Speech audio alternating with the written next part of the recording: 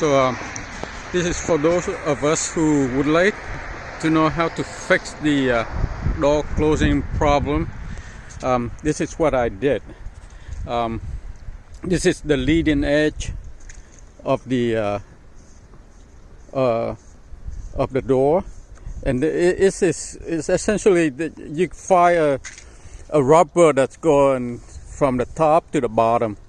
So what I do is I run my hand through it and I kind of bend it outward a little bit like that. I bend it a little bit over like that from top to bottom, and then it just works. Now if I close the door, then the door will close completely. There, you see, I tried this several times and it's actually worked.